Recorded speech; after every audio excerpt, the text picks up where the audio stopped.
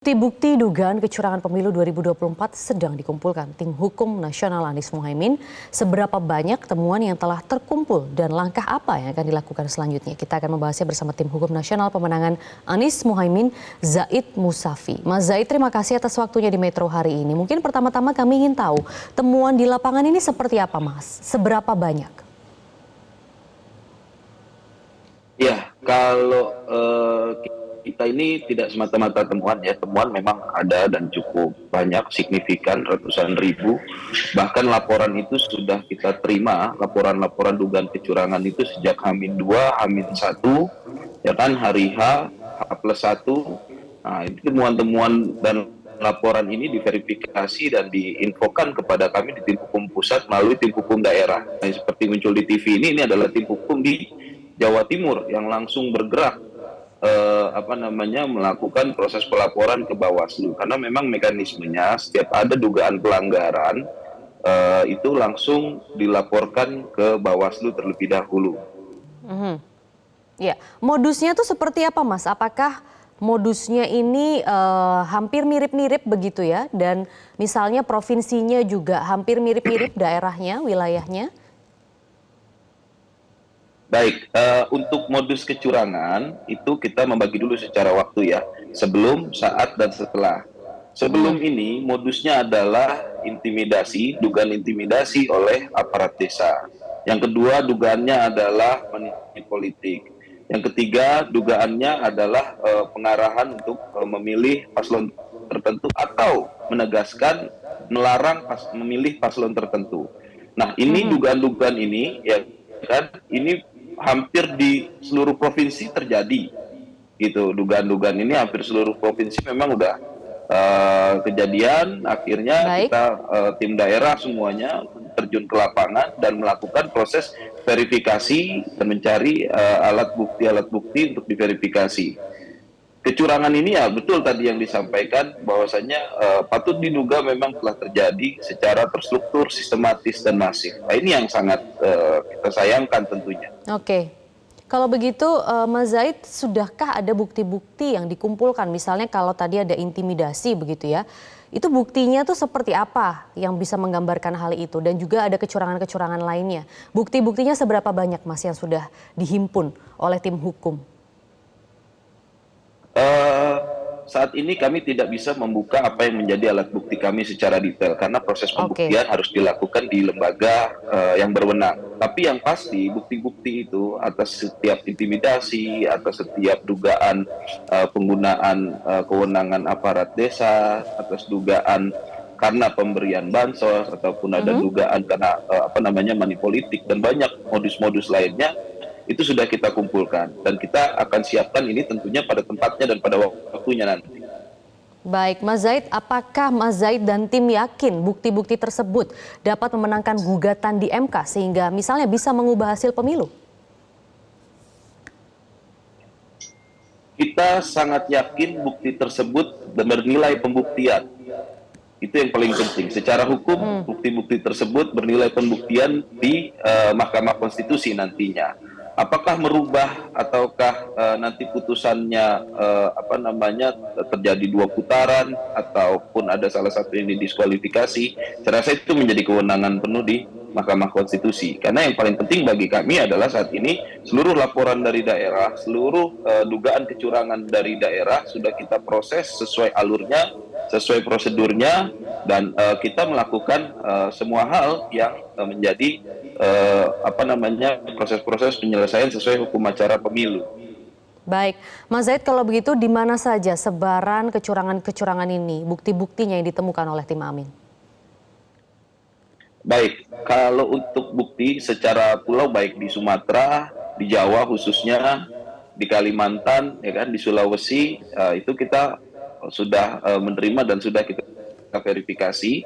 Untuk yang di selain pulau tersebut, kita masih dalam proses verifikasi. Baik, dan tim kuasa hukum dari Anies Mohaimin ini meyakini ya bahwa ini memang sifatnya bisa dikategorikan TSM.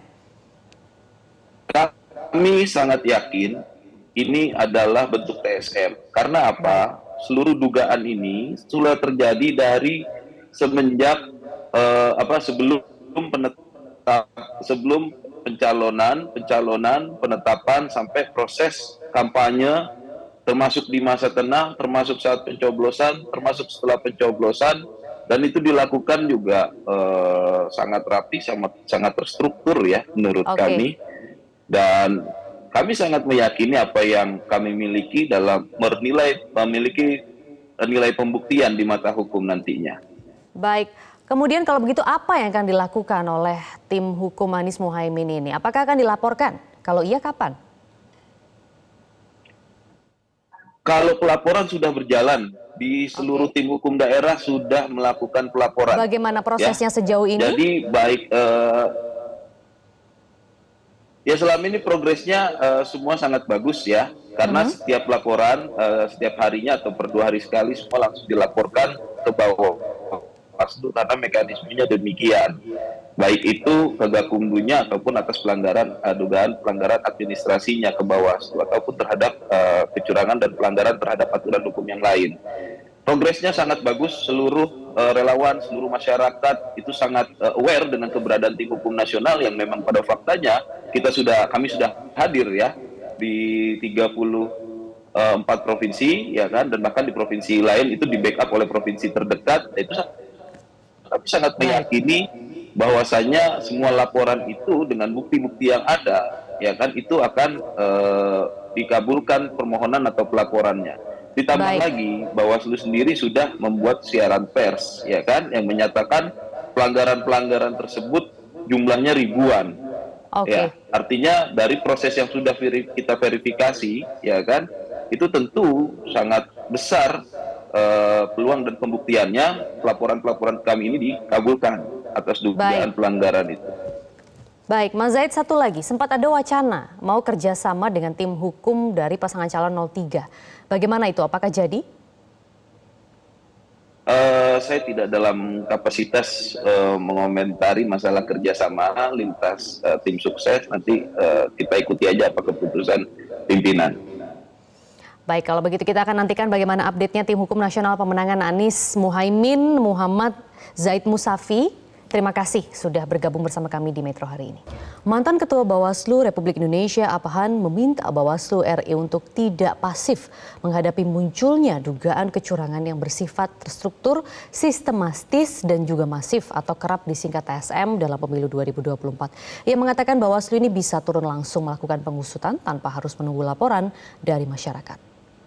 Ketika ada dugaan pelanggaran-pelanggaran yang TSM itu tidak perlu menunggu laporan dari masyarakat atau dari peserta pemilu ya.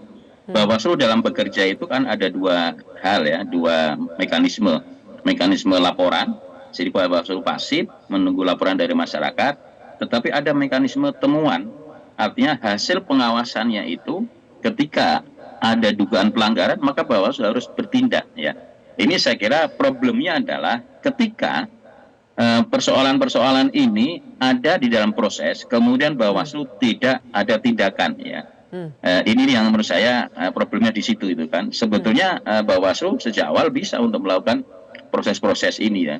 Artinya kalau kemudian nanti didalilkan oleh pemohon di MK, pengalaman 2019 kami waktu itu juga hadir di sidang akan ditanya misalnya persoalan ini pernah nggak dilaporan ke Bawaslu gitu kan. Kalau nggak ada laporan, apa temuan dari Bawaslu gitu kan? Nah, itu yang saya kira mestinya Bawaslu harus ada beberapa kajian ataupun tindakan atas persoalan atau dugaan-dugaan pelanggaran itu. Sengketa atau perselisihan hasil pemilu lazim terjadi setiap 5 tahun sekali. Apabila hal itu terjadi, maka Mahkamah Konstitusi merupakan lembaga yang berwenang memutus hasil perselisihan tersebut. Berikut akan kami tampilkan alur penyelesaian perselisihan hasil pemilu atau PHPU.